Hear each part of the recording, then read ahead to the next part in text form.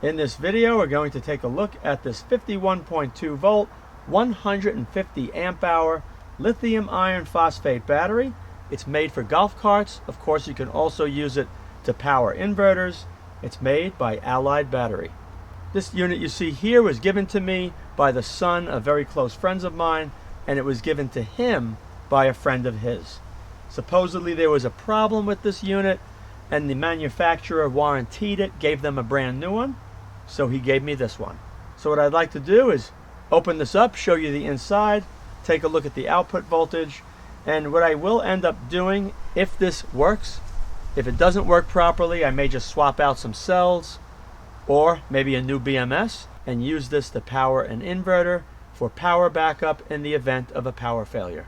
Now the battery you see here is very heavy. It's 68 kilograms or 152 pounds, about 2 feet long and about 16 inches wide. What I'd like to do in this video is just open it up, show you what the inside looks like, measure the output voltage, just to get an idea if the more than likely 16 cells that are in here connected in series, if they're putting out approximately 3.2 to 3.6 volts each. I should see that at the output posts. And if I don't, I'm going to have to investigate why. If the BMS is faulty, more than likely I would just get a new BMS for this battery. If it's not faulty, then the next thing I would do is just swap out some faulty cells. Looking at the right side of the battery, you have the positive and negative posts, screw posts. You can see there's a CAN connector. This allows the battery to communicate with the golf cart. The cable goes right here, and over here is the battery switch. So if I push this, you should hear a relay allowing current to flow to these posts. Alright, so let me measure the voltage at the output. Alright, so it says 17.8 with the switch off. Now let's turn this on. 53.21 volts. So that's around 3.3, 3.4 volts per cell if they're all balanced. Alright, so let me turn this off. And let's unscrew all the way around these Phillips screws so the cover can be lifted off.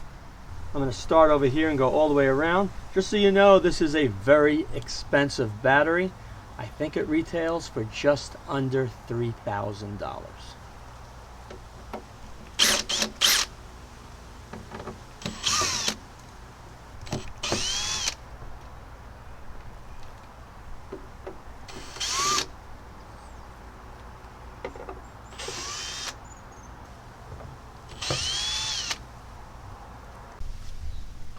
Okay, all the screws are off.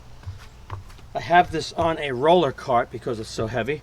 I should be able to just lift this up.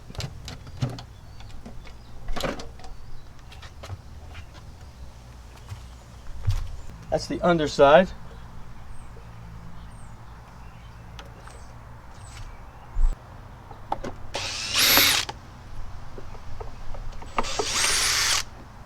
And this is what it looks like on the inside, and the design is very nice.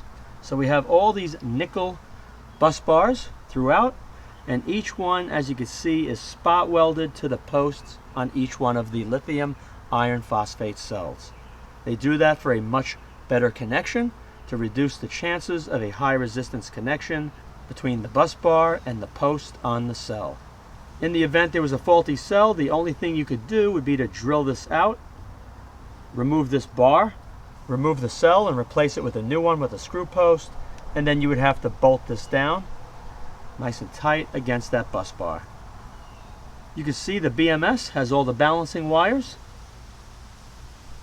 both banks. See it 8 and 8. Over here I believe this wire is a temperature sensor, more than likely a thermistor inside that silicone conductive material, and there's another one right over here for this bank. You have the fuse. This one is rated 400 amps.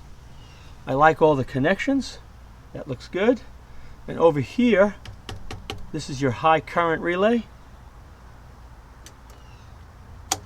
Yep, right there. And then you have your whole BMS board, and this also has Bluetooth, So there's wireless capabilities as well with that BMS unit. So what I think I'm going to do is purchase a charger, probably a 20 amp golf cart battery charger designed for lithium iron phosphate. Charge this up, and then I'm going to connect it to a power inverter that's designed for 48 volts to see how well it runs. More than likely that's going to be in my next video, so stay tuned. Let's take a quick look over here. And here you can see the connections much better. A very neat design. I like the way everything looks, how it's all connected. You can see the negative from the battery bank goes to the BMS board. Positive just comes straight off over to here, and you get some power for the board off of this post. The last thing I'd like to do is just measure the voltage across each one of these cells to see how they compare to each other. If there's a faulty one, more than likely it's going to be much lower. Let's start over here. So this is positive and negative. 332. 332. 332. 332.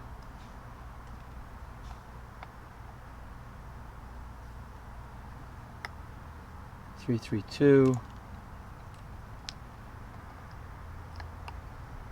332. Let's jump to here. 332. So those are all pretty balanced. Let's take a look at these.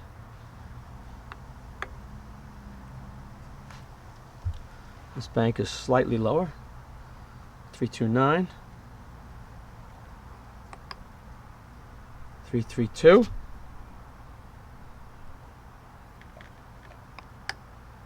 332. 332. 332. Let's jump to this one. 332. 332. Okay, so one is just slightly lower than the others, which is this one at the very end. Hopefully it's not a major issue. If it is, I'll have to swap that out. But there is a balancing wire on it. It's over here, because this is all one post. When I go to charge this, if there's any kind of an issue where it's not charging, more than likely faulty BMS. And in that case, I would not even consider replacing theirs, because I'm sure it's going to cost a fortune from this manufacturer. I'll just look for another high quality one online that can handle the amperage that I'm looking for my power inverter. And that's it for this video until I get a charger to further evaluate this battery pack. I hope you enjoyed this video. If you did, be sure to rate, thumbs up, and share. Thanks for watching.